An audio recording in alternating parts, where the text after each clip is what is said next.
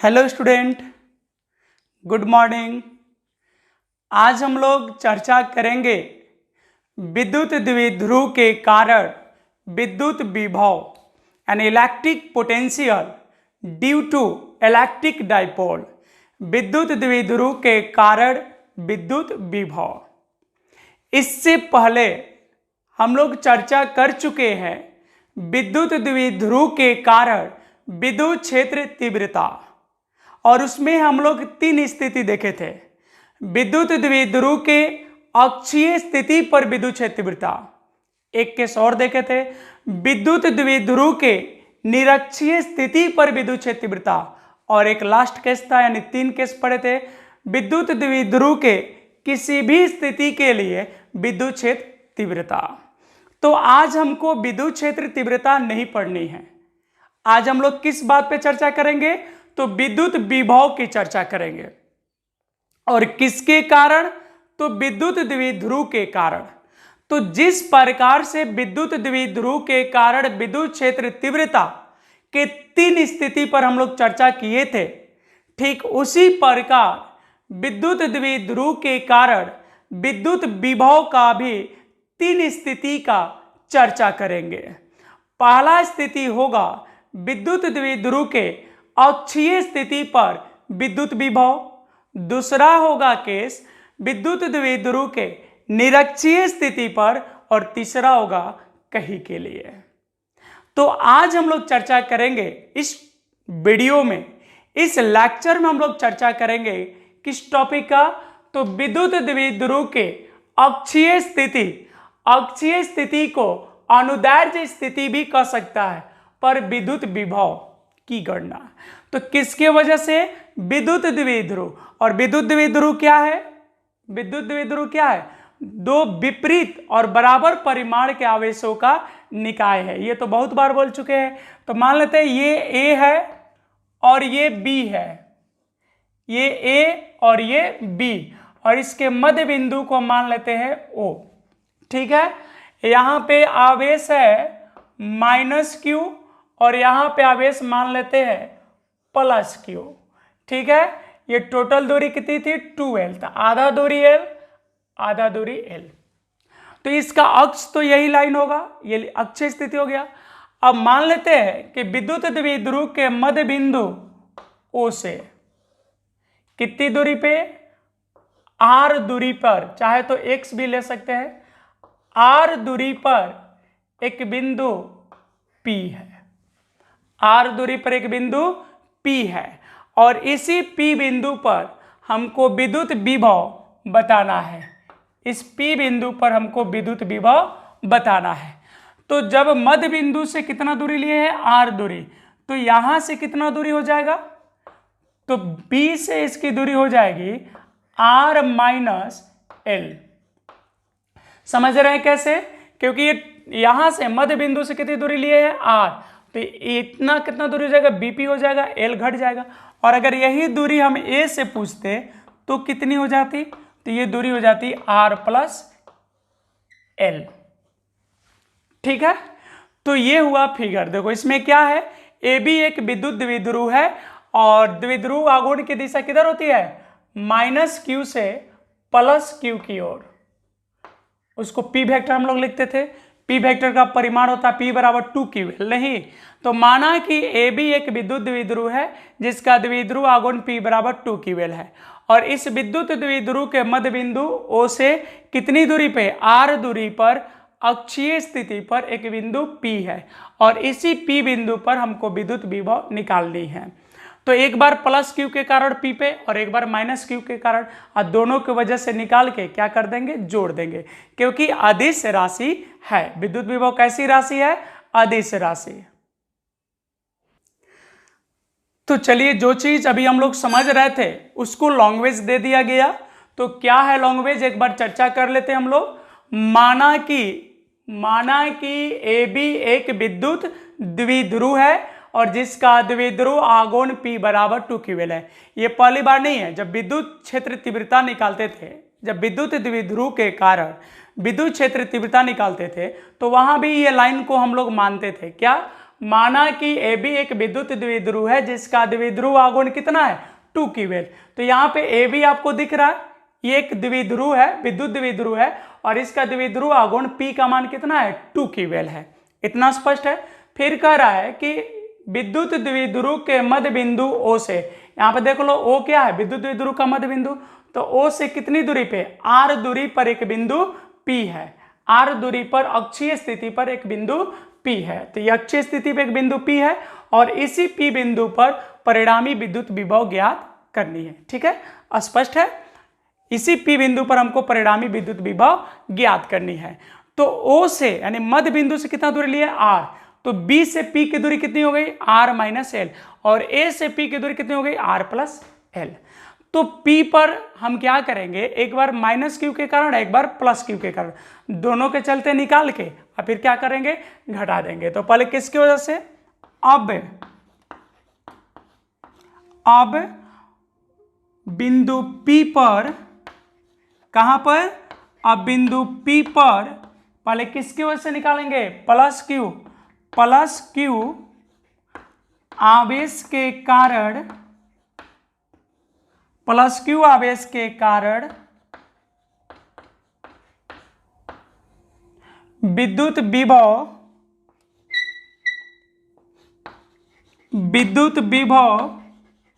होगा। इसी प्रकार विद्युत क्षेत्र तीव्रता को भी तो हम लोग पढ़ रहे थे, विद्युत विभव होगा। तो पहले किसके वजह से, अब बिंदु P पर प्लस क्यू आवेश के कारण विद्युत विभव होगा। तो यही बिंदु P है ना, किसके कारण, प्लस क्यू, तो दूरी तो BP हो जाएगा। तो विद्युत विभव का सूत्र पढ़े ना बिंदु आवेश के कारण, इसको हम लिख देते हैं V प्लस, ऐसे पहचान हो जाएगा, ये धनात्मक आवेश के कारण है। तो V प्लस बराबर क्या हो जाएगा 1/4 pi epsilon naught epsilon R, ये किसी भी माध्यम के लिए लेके चल रहे हैं हम। और फिर हो जाएगा प्लस क्यू, दूरी हो जाएगा BP, दूरी क्या हो जाएगा BP, इसी को हम लिख सकते हैं 1/4 pi epsilon naught epsilon R. ठीक है, आप प्लस क्यू और BP के जगह हम चाहे तो क्या लिख सकते हैं BP यानी R माइनस एल। ये समझ रहे हैं ना R माइनस एल कैसे हुआ, क्योंकि O से P की दूरी है R और इतना दूरी हो गया L, तो यहां से L घट जाएगा ना, तो R माइनस एल हो गया। ठीक है, तो बिंदु P पर प्लस क्यू आवेश के कारण विद्युत विभव हो गया कितना 1/4 pi epsilon naught epsilon R plus Q बटा में R माइनस एल। अब इसी प्रकार किसके चलते निकालेंगे, तथा बिंदु P पर किसकी वजह से, चलो ना यहां निकालते हैं, इतना हो गया, तथा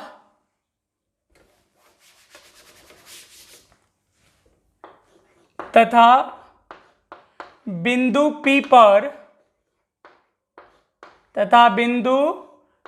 P पर माइनस क्यू, किसके वजह से, माइनस क्यू आवेश के कारण,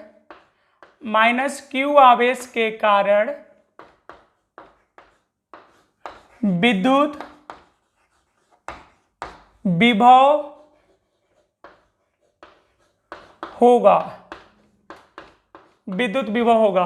बोलो भाई, प्लस के चलते तो हमने V प्लस लिया, तो यहां क्या ले ले V माइनस, अब V माइनस बराबर हो जाएगा 1/4 pi epsilon naught epsilon R, और यहां तो जाएगा माइनस क्यू क्योंकि विभव अदिश राशि है तो चिन्ह के साथ लेंगे, और माइनस क्यू यहां है ना, तो दूरी क्या हो जाएगा AP, तो यहां लिख देंगे AP। तो इसी को हम लिख सकते हैं ऐसे V minus equal to 1/4 pi epsilon naught epsilon R Q, AP का मान कितना हो जाएगा R प्लस एल, और ये माइनस को पहले लिख दे रहे हैं, कोई प्रॉब्लम है। तो बिंदु P पर दो विभव हो गया, एक V माइनस और एक V प्लस, तो लिख दे अतः बिंदु P पर परिणामी विद्युत विभव अतः बिंदु P पर परिणामी विद्युत विभव होगा। ठीक है, तो विद्युत विभव कैसी राशि है? अदिश राशि। तो साधारण जोड़ के अनुसार होगा ना, तो V बराबर हम लिख सकते हैं V plus plus V minus लिख सकते हैं। अब इसका क्या करना पड़ेगा कि वहां पर एक बार V प्लस का मान रख देंगे और एक बार V माइनस का। तो देखते हैं मान रखकर। अब इसमें हम क्या करेंगे कि एक बार V प्लस और एक बार V माइनस का मान रख देंगे, नहीं तो हो जाएगा V बराबर, बोलिए V प्लस का मान कितना है? 1/4 pi epsilon naught epsilon R, और फिर हो जाएगा Q, क्या हो जाएगा? Q upon R minus Q upon R minus L हो जाएगा। अब देखिए यहां पे चाहिए V माइनस का, तो V माइनस का मान माइनस में है, तो यहां पे क्या हो जाएगा? प्लस माइनस माइनस, और फिर लिखेंगे 1/4 pi epsilon naught epsilon R, और यहां पे फिर वैल्यू कितना लिखेंगे? अब वैल्यू हो जाएगा यहां पे Q upon R plus L, ये हो जाएगा। इसमें कुछ कॉमन कर सकते हैं हम लोग, तो यहां पे कॉमन कर सकते हैं V बराबर Q दोनों में है, आप 4 pi epsilon naught epsilon R भी है। एकदम सिंपल है, अगर इत्मीनान से करोगे ना तो एकदम मजा आएगा और एकदम आसान थ्योरी है, बहुत भारी नहीं है। जो अक्षय स्थिति के कारण विद्युत क्षेत्रफलता पढ़ते थे उससे ये आसान है, क्योंकि वह सदिश रूप था और ये अदिश रूप है। तो सदिश से अदिश का कैलकुलेशन वैसे भी आसान होता है। तो चलिए अब देखते हैं।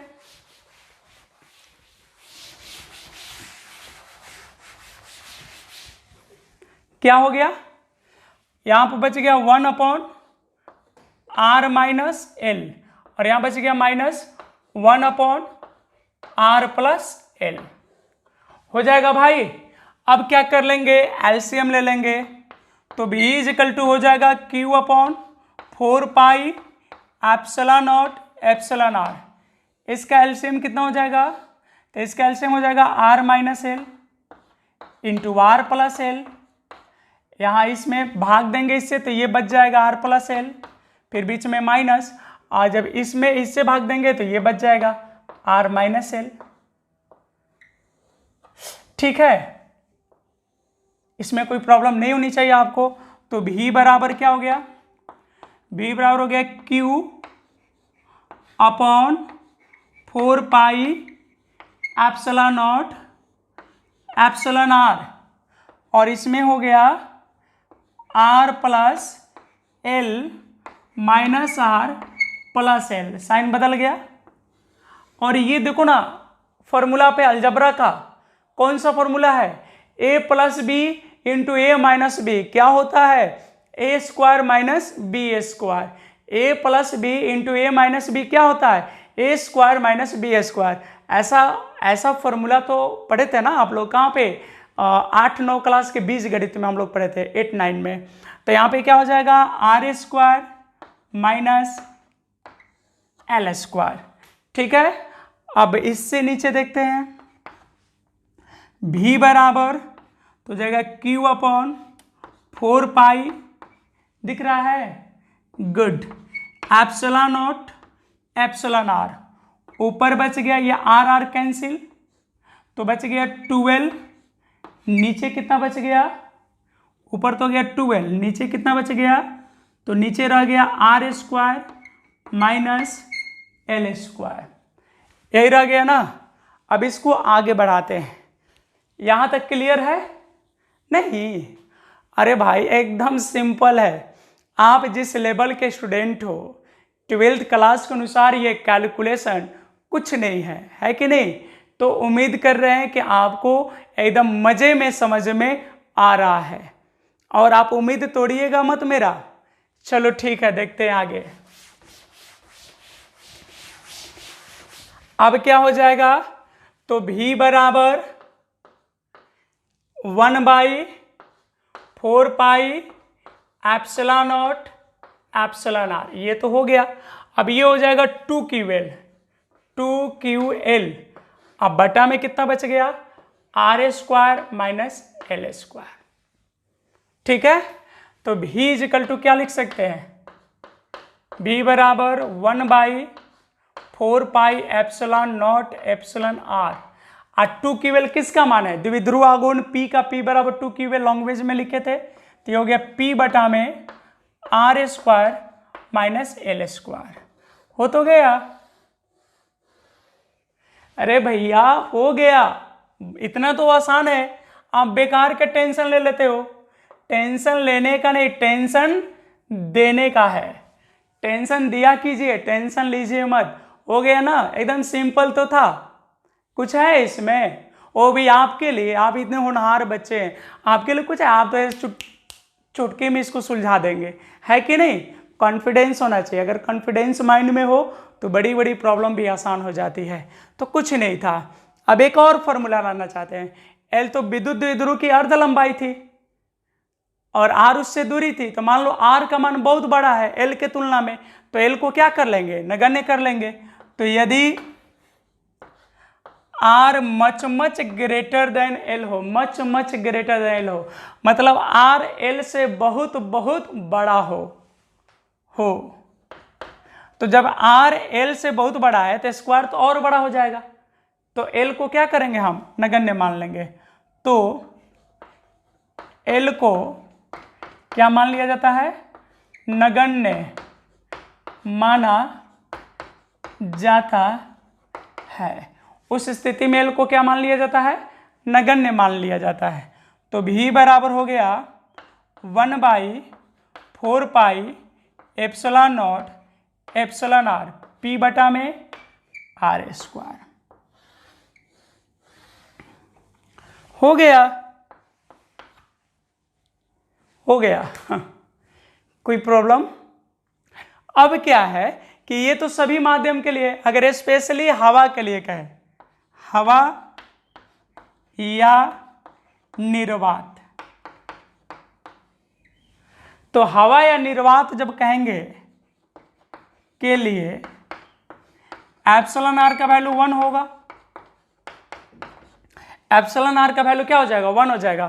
तो फिर आपकी ये सूत्र हो जाएगी V बराबर 1/4πε0। दिख रहा है ना भाई, अरे गर्दा दिख रहा है, P अपॉन R²।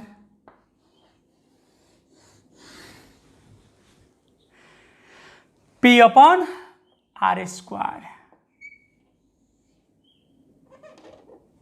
ठीक है, अब बताओ इसकी दिशा किधर होगी, बोलो भाइयों इसकी दिशा किधर होगी, लगा लो दिमाग। देखो कुछ लोग दिमाग लगा भी रहे होंगे, अरे भाई इसकी दिशा नहीं होगी। क्यों नहीं होगी, क्योंकि विद्युत विभव अदिश राशि है और दिशा सिर्फ किसकी होती है, सदिश की, तो इसकी कोई निश्चित दिशा नहीं होगी। कोई प्रॉब्लम। हो गया कंप्लीट थ्योरी। यही कितने नंबर में आता है, 5 नंबर में आता है। तो चलो इस पे एक ऑब्जेक्टिव बता दे रहे हैं आपको जो पूछा जा सकता है।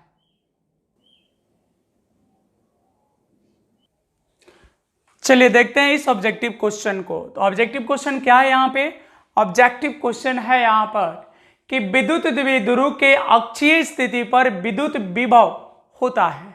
विद्युत द्विध्रुव के अक्षीय स्थिति पर विद्युत विभव होता है। ऑप्शन रहेगा V समानुपाती R², V समानुपाती 1/r, V समानुपाती 1/r² और D है V समानुपाती 1/r³। तो देखो अगर इसको फॉर्मूला का देखोगे तो बिंदु आवेश के लिए होता V बराबर 1/4πε0 Q/r, तो वहां से लगेगा ये सही है, लगेगा ऐसा क्योंकि V बराबर होता है 1/4πε0 Q/r, तो वहां से लगेगा ये सही है। लेकिन ये सही नहीं है क्योंकि यहाँ पे बिंदुवत आवेश के कारण नहीं है। अगर बिंदुवत आवेश के कारण होता तो फिर ये सही होता, ये वाला। लेकिन यहाँ पे क्या है, विद्युत द्विध्रुव के अक्षीय स्थिति, तो विद्युत द्विध्रुव के अक्षीय स्थिति पे ये है, तो ये नियत है, और अगर P भी नियत हो जाए तो यहाँ पे अगर हम क्या है, चूंकि V बराबर होता है 1/4 epsilon not P upon R square. तो अगर 1/4 एप्सिलॉन नॉट तो पहले से संख्या है, P को नियत मान ले तो बराबर हो जाएगा K बटा में R स्क्वायर।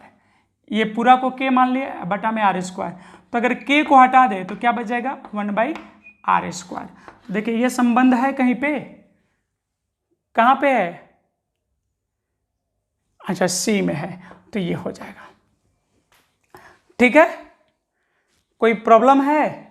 तो ये हो गया आपका। अब अगर मान लो यही अगर पूछता बिंदु आवेश के कारण, तो देखो कैसे बदल जाएगा।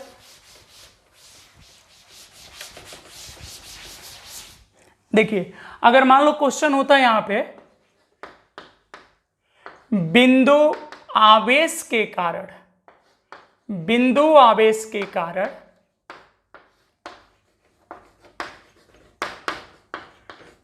किसके कारण, बिंदु आवेश के कारण विद्युत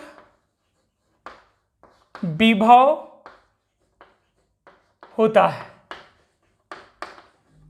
है, मान लो ऐसे रहता है।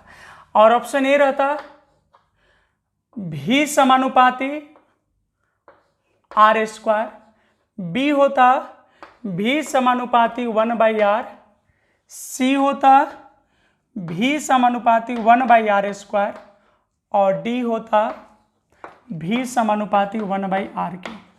तो यहां पे कौन होता है, देखो दोनों विद्युतीय विभव के लिए है, लेकिन इसमें एक शर्त है अक्षीय स्थिति पर, और इसमें है बिंदु आवेश के कारण। तो बिंदु आवेश के कारण विद्युत विभव क्या होता है, बिंदु आवेश के कारण विद्युत विभव क्या होता है, V बराबर 1/4 एप्सिलॉन नॉट Q/R। तो अगर Q भी नियत हो जाए तो V हो जाएगा K/R। तो यहां से हो गया V समानुपाती 1/R। तो ये है कहीं देखो तो ये हो जाएगा। ठीक है, अगर R को नियत मान लेते, अगर R नियत हो जाता तो V समानुपाती Q लिखेंगे, यानी ये भी हो जाएगा। कब, जब R नियत हो जाएगा तो V समानुपाती Q होगा। तो इस तरह से आपको संबंध से ऑब्जेक्टिव सॉल्व करने आना चाहिए। मान लो फॉर्मूला याद है तो इस टाइप का ऑब्जेक्टिव अगर पूछे तो आपको बनाने आना चाहिए। तो आज इतना ही रखते हैं इस टॉपिक में, और अब पढ़ेंगे निरक्षीय स्थिति के लिए और फिर पढ़ेंगे कहीं के लिए। तो उम्मीद करते हैं आपको समझ में आया होगा। और हाँ, एक बार फिर से कहेंगे कि प्लीज आप चैनल को सब्सक्राइब कीजिए, वही मेरी ताकत है। आप सब्सक्राइब करते हो तो मेरी एनर्जी अपने आप बढ़ती है। ठीक है, तो अगर आप वीडियो देख रहे हैं मेरा और आपको समझ में आ रही है तो प्लीज सब्सक्राइब कर लीजिए। हाँ, देखते ही नहीं है तो बात खत्म। लेकिन जो स्टूडेंट मेरे वीडियो को देखते हैं, अगर देख के थोड़ा भी कुछ सीखते हैं तो प्लीज चैनल को सब्सक्राइब कर दीजिए, दोस्तों के साथ शेयर कीजिए, और देखने के बाद अगर अच्छा लगता है वीडियो तो लाइक भी करें। ठीक है, और अब हम क्या करेंगे, अगला टॉपिक अगले वीडियो में बताएंगे। अगले लेक्चर में देखते हैं निरक्षीय स्थिति पर विद्युत विभव।